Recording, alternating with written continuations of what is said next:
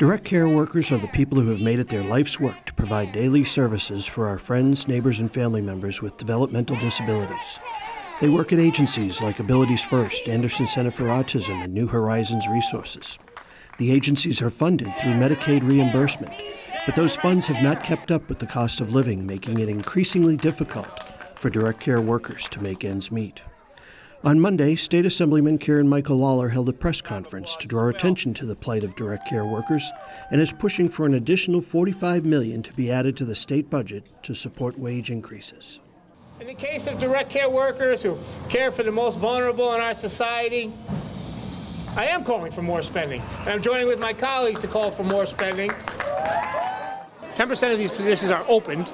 In other words, there's nobody filling them, which is dangerous when you're talking about a vulnerable population. And even when they do hire somebody, because the wages are artificially low, they're held down by this Medicaid reimbursement rate, there's 23% turnover. So someone comes and they provide direct care to someone, they become a friend, they become almost like a family member, and then they have their own financial situation. They have to pay their bills and pay their rent, and they have to leave the job, and that causes a lot of turnover. Developmentally disabled, they lose their friend. They lose their continuity of having the same person there every day. So there's really two populations who are served: the direct care worker and ultimately the developmentally disabled population. Direct care support professionals provide not only professional care, but also compassion for individuals who need the support, need the help.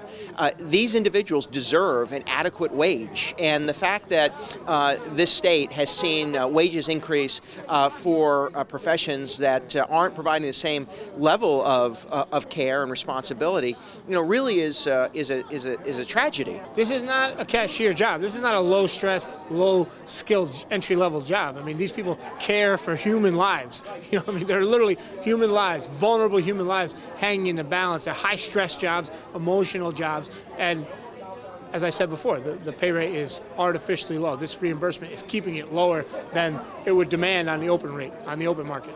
I really think this is a public relations campaign right now. I think the governor hears the voices that were here today. I didn't count the people, but more than a dozen agencies represented, workers, those who receive care from direct workers here. So at least in Dutchess County, our voice is being heard, and I know that there's similar support for this measure around the state.